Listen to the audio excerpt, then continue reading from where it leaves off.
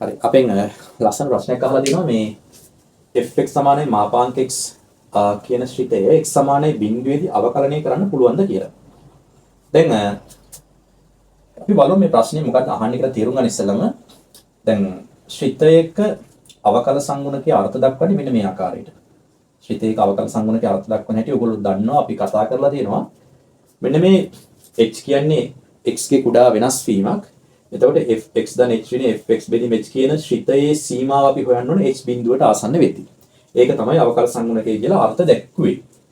එතකොට දැන් හිතන්නකෝ දැන් අපිට ඕන වෙනවා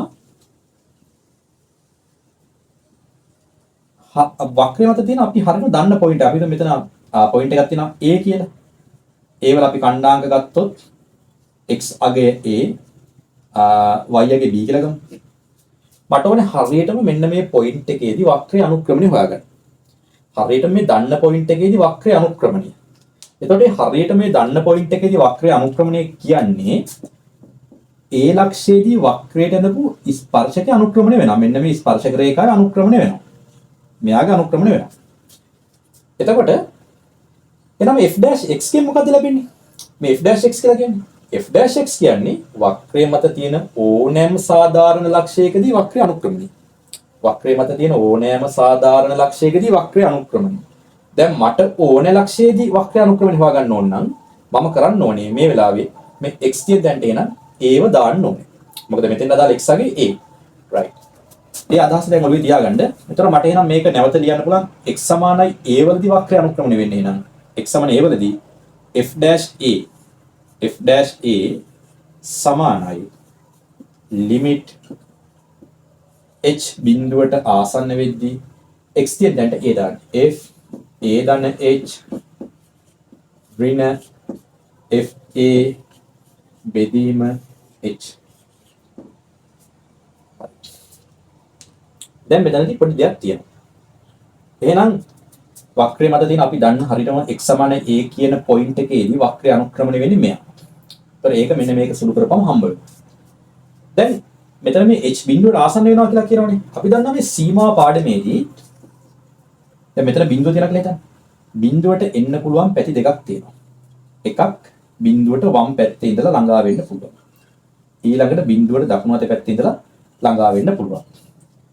එතකොට බිඳුවට වම් අත පැත්තෙන් ඉඳලා කෙනෙකුට ළඟා වෙන්න පුළුවන්. තව කෙනෙකුට ඒ කියන්නේ අනිත් පැත්තෙන් බිඳුවට දකුණු අත පැත්තෙන් ළඟා වෙන්න පුළුවන්.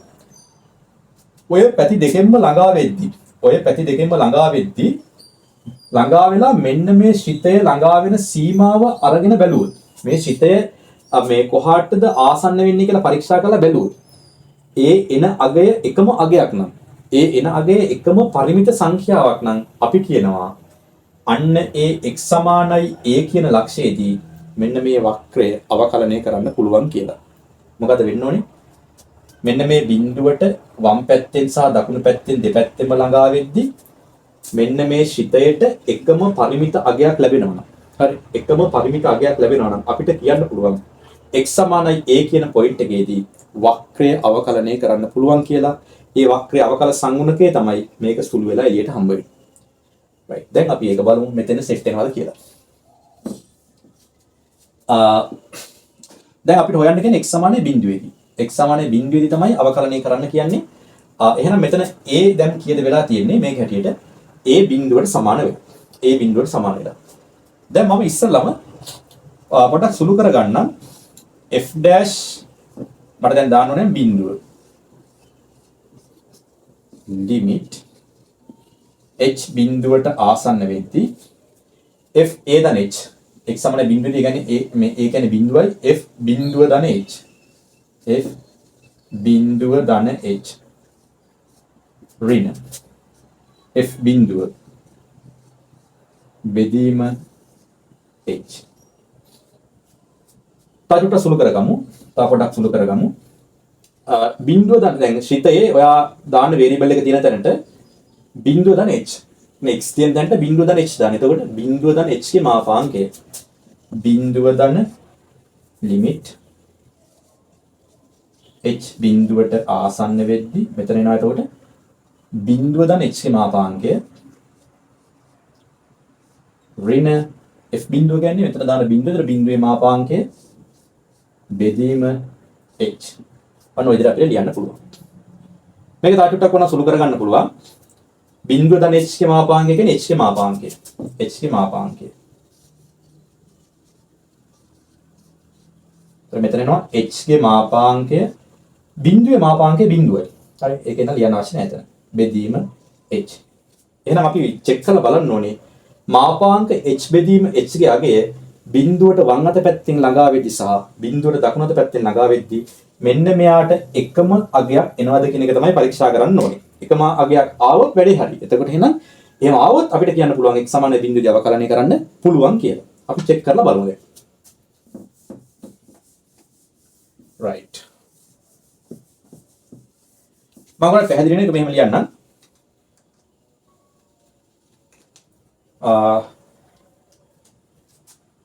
මම මෙයා වෙන් කරලා ගන්නවා. අපි ඉස්සලම ගමු බිංදුවට වම් අත පැත්තෙන් ළඟා වීම. එතකොට මම ඒක ලියන්නම් h කියන කෙනා බිංදුවට වම් අත පැත්තෙන් ළඟා වෙද්දි. බිංදුවට වම් අත පැත්තෙන් ළඟා වෙද්දි. මෙන්න මේ මාපාංක h බෙදීම h අපිට ලියන්න පුළුවන්. දැන් බිංදුවට වම් අත පැත්තෙන් ළඟා වෙද්දි මෙන්න බිංදුව මෙන්න මේ h කියන සංඛ්‍යාව h කියන වෙනස් වීම ඍණාගයක් ගන්න. right? මේ පැත්තෙන් එති. එතකොට අපි දන්නවා මාපාංකයේ අර්ථ දැක්වීම කියන්නේ ඒක සංඛ්‍යාත්මක අගය. එතකොට මේ ඇතුලේ එක්කන ඍණයි නම් ඒක ධන කරගන්න අපි ඍණ ලකුණෙන් ගුණ කරන්න ඕනේ. එහෙනම් මේක ලියනවා අපි ඍණ h කියලා. එතකොට ඍණ h බෙදීම h ඒ කියන්නේ 1. ඍණ 1. එහෙනම් අපිට පැහැදිලි බිංදුවට වම් අත පැත්තෙන් ළඟා වෙද්දී උත්තරේ ඍණ 1යි. දැන් බලමු බිංදුවට දකුණු අත පැත්තෙන් ළඟා වෙද්දී. එතකොට මාපාංක h බෙදීම h මොකක්ද දෙන්නේ කියලා බලමු. ඒත් බිංදුවට දකුණු අත පැත්තෙන් ළඟාලා කියන්නේ දැන් මෙහෙන් එනවා. එතකොට h කියන කෙනා ධනාගයක් නම් අපි මාපාංක h වෙනුවට h ම ලියන්න පුළුවන් අර්ථ දැක්වීමේ හැටියට. එතකොට 1යි. ඔන්න අපිට ඇවිල්ලා තියෙන උත්තර දෙක දිහා බලන්න. එකවස් බිංදුවට වම් අත පැත්තෙන් ළඟා වෙද්දී මෙන්න මේකේ උත්තර එනවා ඍණ 1යි. බිංදුවට දකුණු අත පැත්තෙන් ළඟා වෙද්දී මෙයාගේ උත්තර එනවා ධන 1යි. එහෙනම් එකම පරිමිත සංඛ්‍යාවකට ළඟා වෙලා නැහැ දෙපැත්තෙන් එද්දී. නමුත් යම් කිසි ලක්ෂයකදී අවකලනය කරන්න පුළුවන් වෙන නම් මේ උත්තර දෙකම එකක් වෙන්න ඕනේ. එකම පරිමිත සංඛ්‍යාවක් වෙන්න ඕනේ. නමුත් ඔයාලට පේනවා එකිනෙකට වෙනස් පරිමිත සංඛ්‍යා දෙකක්. එහෙනම් අපි කියනවා එම නිසා x සමානයි බිංදුවේදී මාපාංක x කියන කෙනා අවකලනය කරන්න බෑ කියලා. x සමානයි බිංදුවේදී මාපාංක x කියන කෙනා අවකලනය කරන්න බෑ. ඇත්තට මේක හරි ලස්සන කතාවක්. දැන් මොකද මේ මාපාංක x කියන ශිතය ඇඳුත් එහෙම මාපාංක x කියන ශිතය ඇඳුත් එහෙම මෙන්න මේ වගේ එකක් එන්නේ. දැන් මේක ඔයගොල්ලෝ ඇඳලා පුරුදු වෙලා තියෙනවා. මෙන්න මෙහෙම ප්‍රස්තාරයක් නෙන්නේ. එතකොට මේකේ වසම වෙන්නේ සියලු තාත්වික සංඛ්‍යා කුලක මේක අයිති වෙනවා. මේකේ වසමට. මෙයා මේ ප්‍රස්තාර සන්තතිකයි. ඒ කියන්නේ කොහින්වත් මෙයා කැඩෙන්නේ නැහැ. ලස්සනට ගලාගෙන යනවා. ඉතින් එහෙම ලස්සනට ගලාගෙන යන ප්‍රස්තාරයක අපිට ඇත්තටම හිතෙන්නේ ඕනෑම ලක්ෂයකදී අවකලනය කරන්න පුළුවන් කියලා හැඟීමක් තමයි එන්නේ. නමුත් ඔන්න විශේෂත්වයක් තියෙනවා.